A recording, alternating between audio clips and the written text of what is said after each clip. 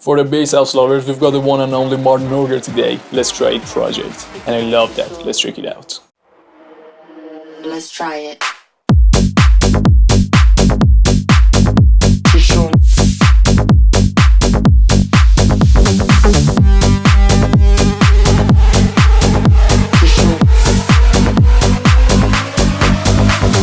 Today I'm going to show you all the secrets about tech house and bass house bass layering, the sound design and automation of the crazy long synths in the drop, and all the little details in Martin Norgard's song. Now let's get to the first section of this tutorial. The main bass in this drop consists of 5 strong layers. Let's take a listen to the solo of all layers of the bass. We have 5 different layers in the bass. First one is distorted layer. Let's take a listen. Second one is the side information layer. Next one is the body of the bass. This one is the mid frequencies, a little bit higher than the sub frequencies. And this one is the sub frequencies. Now let's get to the first layer. Okay guys, most sounds in EDM and electronic dance songs are made of saw waves. Here we have a +1 octave saw, we have a 0 octave saw, and here there is a sine wave that is filling the lower frequencies. Everything is very simple in oscillators. Here is the main envelope, this is the shape, this is an attacky shape with a little bit of release. And here, as always in envelope 3, I have made this little shape to modulate the master tune in matrix section. This adds a little bit of attack to the sound. I bypass this.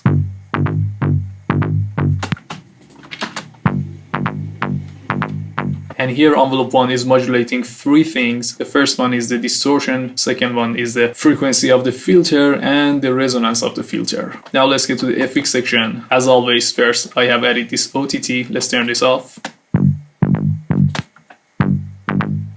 This makes the sound bold and fresh as always. Next we have this distortion. This distortion is doing a lot to the sound, and when I turn this off, the bass becomes a very boring and normal bass sound, and all the aggressive character of the sound goes away.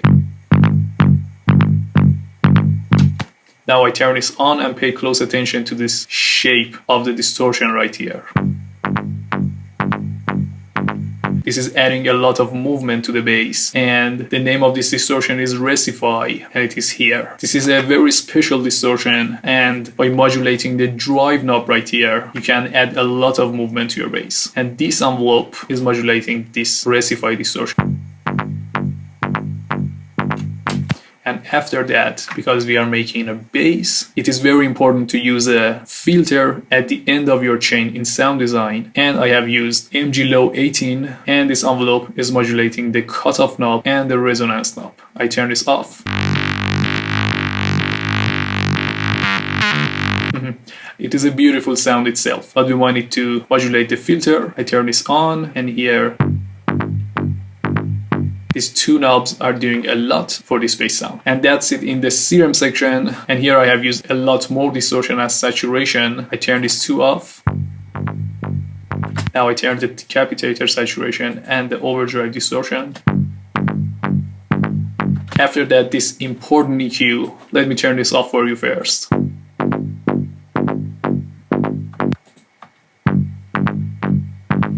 If you pay close attention to this EQ and to the changes that this has made to the original bass, it is making it a lot cleaner and a lot more alive. I'm adding 6 dBs of high mids right here, and I'm lowering a lot of the boxiness in the sound. And usually guys, when I cut something like this, I boost the areas around the sound. For this area, I have boosted here. For this area, it was the default. I boosted right here. And this makes a natural sounding EQ when you follow this kind of shapes. Next, as always, I have used the transient master to add a little bit of attack and lower a little bit of sustain. This is a subtle change to the sound. This is making the sound a little bit more clean and more punchy. And next, I have used Soothe 2 to remove a little bit of bad resonances from the sound. I turn on the delta right here, and you can just hear the bad resonances that are removed from the sound. These are ugly sounds to my ears. I turn this off. After that, easily I have removed the low frequencies that we don't want. We want to fill this area with the sub frequencies. And I have removed the very high-end stuff from the space because this is a bass and I didn't want high-end frequencies for this space. My hi-hats and other sounds are going to fill this area. And at the end, I decided to compress a lot of the boxiness and body of this sound again because I thought it was a little bit dirty in these areas. I turn this off. Turn this on. Very, very much cleaner. The next layer is very important. This is just the side information for the bass sound, and this is playing an important role because all these layers are mono except this one. And this one is the same as distorted layer but with a little bit of differences, and I have to say smart differences. Let's see what's going on in the oscillators. I have turned off the high octave saw that we had in the distorted layer. This is turned off, and I have added 4 voices of unison. The envelope is the same, the attack is the same, and the first difference to make it work for the side information is adding unisons. And in the FX section I have added hyperdimension. With this setting, the size is at 4%, the mix is at 26%. This is adding a little bit of more stereo width to this bass layer, and the rest is the same, but here I have turned off the distortion rectify because I didn't want that movement in the side information. I wanted a more simple sound in the side information. And the filter is the same as the last layer. And in the mixing section and in the FX section of the sound, I have removed the distortion that was before the decapitator. Here the EQ is the same, the transient master and attack and sustains are the same, the soothe is the same, the EQ is the same, and here the stereo imaging process begins. I have used the Wider from Infected Mushroom. This is a great plugin. I turn this off. Very nice. And then I have added ozone imager. I have turned this knob on with 6 milliseconds of delay between the left and right channels, and I have increased this around 60% right here. This is making the sound very wide, and because this layer is different from this layer, we have no phase cancellation when we are making this very wide bass sound. After that, the EQ, I wanted to have side information just around these areas and these frequencies. I didn't want it the highs, I didn't want it the lows, and I'm taking out a lot of the frequencies from this sound. Let's turn this important EQ off. This kind of side information is very dirty and it doesn't make a clean side information, but with this EQ on, it becomes very clean and very smooth for your bass sound. Very nice. And guys, I have this very simple rack right here, and I put this in the description for you. It is very easy to make. I have 3 Pro EQs, and they are removing all the mono and mid information from this bass. I turn these 3 EQs off first. Listen closely to the sound.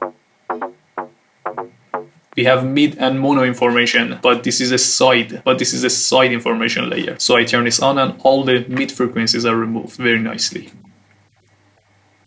Very nice. And we have 3 EQs. This is on the mid mode, and this is decreasing minus 30 dB. The first EQ, second EQ, again 30 dB, and here minus 30 dB of mid information. And if you use 1 EQ here, it doesn't remove all the information, but with 3 EQs, we are achieving the minus infinite, which in that state, we don't have any sound in the mid information. This is a very nice one. And guys, I always use this 3 Pro EQ after my side information layers that I add to my sounds. In this way, you won't have any phase cancellation if you use your oscillators carefully. Next layer is the body of our bass, and it is just filling these part of frequencies. Let's take a listen.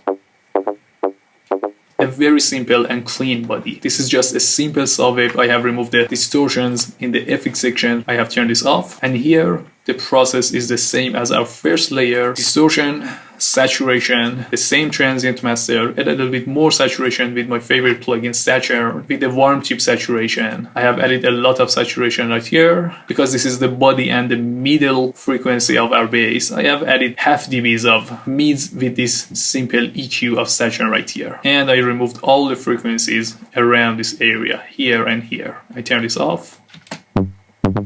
I turn this on. That's what we want for the body of our basses. Next layer is our low mid frequencies. I have mono this sound. I have added some saturation again with the warm tape one and a lot of EQs. I have taken out the lows and this is filling the frequencies around 250 and to 400 or 500 around this area. And next one is our sub. Here I have mono the sound again, and this is filling the sub informations above 36 Hz. And I have cut the very low end stuff from the sub because we don't want these frequencies, and these frequencies are useless in the mix. A very fat sub. Nice. And that's all the layers for this beautiful bass line. This beautiful synth, as the name says, is crazy. It has a lot of powerful automation tricks to make it catchy. Let's take a listen to the solo of this crazy sound synth.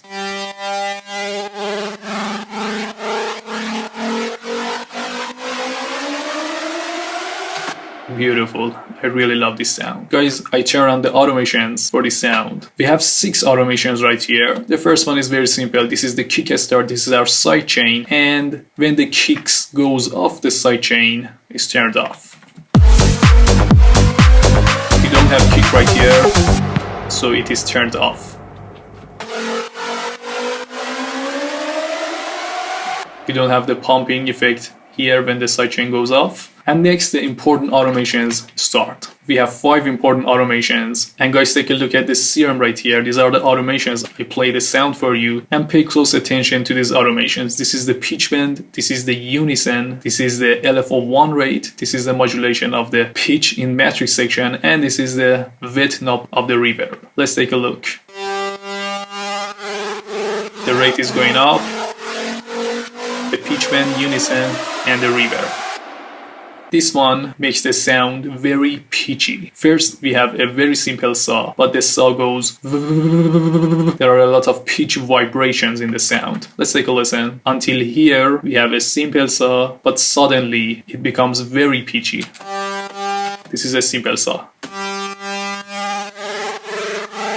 Here, it is vibrating. Very nice. Next, we have this pitch bend. This pitch bend is going up for 12 semitones. The pitch is very subtle here, but here it goes up very fast. Take a close look. It is going up. Up, up, up, up. Very nice. Next one is our unison. Here at the start, the sound is very clean, but when we go on, the unisons are become wider with each other and the sounds become more dirty. Clean, clean, clean. It is becoming dirty. Very dirty. Nice one. Here is the LFO rate, and this is increasing the speed of the pitch vibration. But it is going faster and faster and faster. Very nice. Next one is very simple. This is the wet amount automation of the sound. The reverb goes wet, wet, wet, wet, wet, wet until the end. Take a close attention and imagine the wet amount of the sound increasing. It is dry. It is becoming more wet. And very wet until the end. Next automation, very simple. I'm just taking out the lows of the sound, and this is a high pass filter. The sound is fat here. It is becoming thinner and thinner. Very nice. Now guys, let's get to the serum section. Here we have a +1 octave saw, and here we have a 0 octave saw. This has the magic number of 7 voices of unison. The envelope is very simple, and there is nothing in this sound. The automations are making this sound very beautiful. So we get to FX section for the automation to automate this stuff. First, this one has no automation. We have the 4 voices of unison here again with the mix knob at 50%. We have the size at 4, the mix at 20. 75%. This is making the sound a little bit more wider. Next, we have a very simple tube distortion here without automations. And here we have the reverb, the size at 35, decay at 4.7, around 5 seconds, and everything is at its default state. And we just automate the mix knob of this reverb, which is right here. Look at the knob, it is going up. Next, we have this LFO, and this LFO is modulating the master tune in the matrix section. But we have a very important setting right here. You see, the type is at bipolar. It is going to the right and it is going to the left. But all the other types at default are just unipolar. They are going just to the right. And when you click on them, you can change the type. So I make this bipolar. It is going to the right and it is going to the left. This is making the sound pitchy and make it vibrate as the automation goes on. And here I have automated the rate.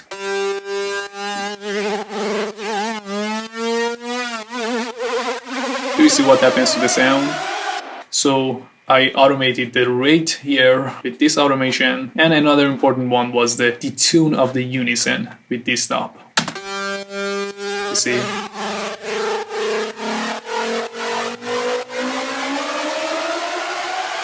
And in the FX section, I have added a little bit of saturation, around 2.5 dBs. I have taken the bodies of the sound to make it cleaner, and I have added a very simple reverb. This is a room reverb, 100% mix, because this is our chain, this is the dry chain, this is the wet chain with half seconds of decay. And I have taken out the lows with this EQ in the reverb. And next, this is the auto filter with this automation right here.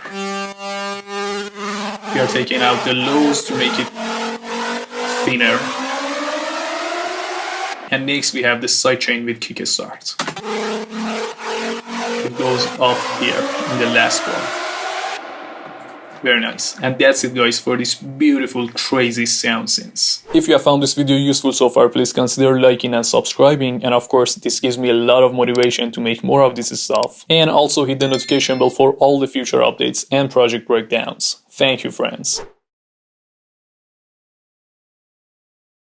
The important point about these great drops is their simplicity but careful sound selection. First, let's take a listen to the solo of the drum groups. Very simple kick, very simple clap, very simple hi-hat. Everything is repeating, there are no changes. But at the end, this is the fill at the last bar. Martin Hoger has removed the kicks and he has replaced 4 claps underneath the kicks. And the hi-hat is playing the repeating pattern here again. Let's take a listen again. With all the other elements.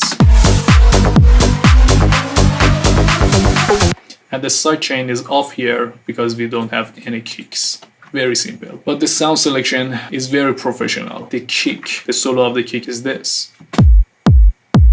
A very fat kick. Next we have a very classic clap. Next we have a short hi-hat with a little bit of tail. But very, very simple. And we don't have anything in this drop except very short vocals and 2 white noises. First, let's take a listen to this vocal. Here. This is the solo of the vocal.